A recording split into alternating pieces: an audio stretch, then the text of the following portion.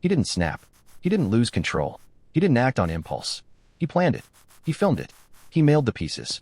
And then he waited for the world to notice. This is Luca Magnata. And this story is not just about what he did. It's about what we did in response. His real name was Eric Newman. Born in 1982 in Scarborough, Ontario, a suburb of Toronto that nobody talks about unless something goes wrong. His parents divorced early. His mother battled schizophrenia. He moved constantly, school to school, relative to relative, never fully landing anywhere. And somewhere in all that instability, he developed a fixation. Not violence. Not yet. Fame. Not the kind you earn. The kind where people simply cannot stop looking at you. The kind that doesn't care why they're looking. Only that they are. He needed to be seen. Not later. Not eventually. Now. By his late teens, he had already reinvented himself. Eric Newman became Luca Magnata, a name he built from nothing. A character designed from scratch. He started modeling. Nothing big. Local shoots, online profiles, escort listings under fake identities. He created dozens of online personas. Different names. Different backstories. All fake. All carefully constructed. None of it was enough. And this is where it starts getting strange. Around 2010, videos began appearing online. Anonymous. Untraceable. Videos of a young man suffocating kittens inside a vacuum-sealed bag. Then a second video. A kitten fed alive to a python. Then more. Always the same man. Always filmed with the same unhurried, deliberate calm. Not frantic. Not chaotic. Calm. Animal rights communities exploded. Forums dedicated to finding this person launched overnight. A group called Find the Vacuum Killer mobilized hundreds of volunteers worldwide, analyzing backgrounds, furniture details, accent patterns, IP traces, anything. But here's the part that makes no sense. Luca Magnata was watching them do it. He wasn't hiding from the investigation. He was inside it. He created fake profiles and inserted himself into the very forums hunting him. He posted misdirection. He named innocent people as suspects. He was reading every thread, every theory, every lead, in real time. He was a participant in his own manhunt, and he was loving every second of it. Investigators identified him and reported his name to Toronto police. Not once, multiple times.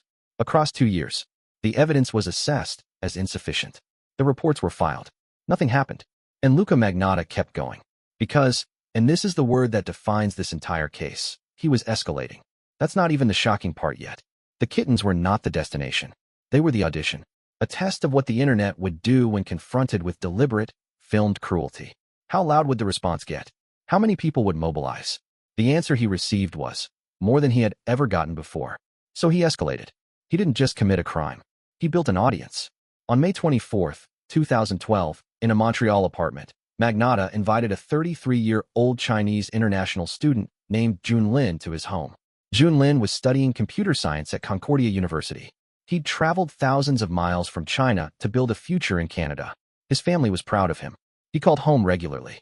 He had his entire life ahead of him. And this is the moment it stops being internet and becomes real. What happened in that apartment was recorded. Magnotta filmed himself killing Jun Lin with an ice pick and a knife. He filmed the dismemberment. The camera was already set up before Jun Lin arrived. This wasn't chaos. This was choreography. He then packaged parts of Jun Lin's body and mailed them. He mailed pieces to the headquarters of the Conservative Party of Canada, other pieces to the Liberal Party, a hand and a foot to 2 separate elementary schools in Vancouver. He addressed the packages himself, handwrote the labels, walked to the post office, then uploaded the video online under the title "One Lunatic, One Ice Pick." But this wasn't the worst part.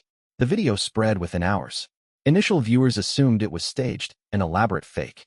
Then Montreal police received a package. Then a school received a package. Then the video was confirmed real. And everything changed at once. Interpol issued a red notice. Canadian Border Services mobilized.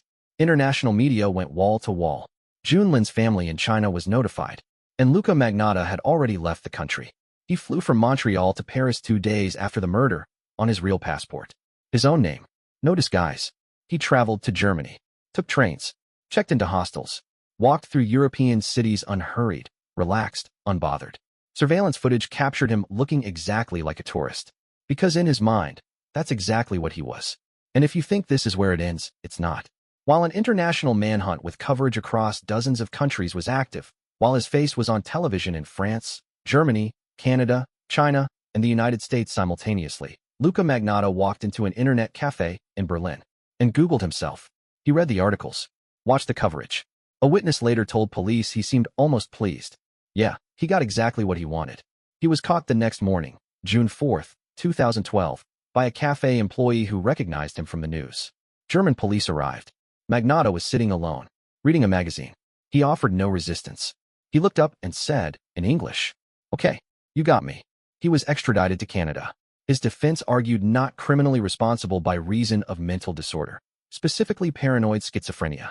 The prosecution argued premeditation, planning, a documented pattern of calculated behavior. The jury deliberated for 8 days. First-degree murder. Planned. Deliberate. Not a mental break. A plan. He was sentenced to life with no parole until 2039. He currently sits at La Macasa Institution in Quebec.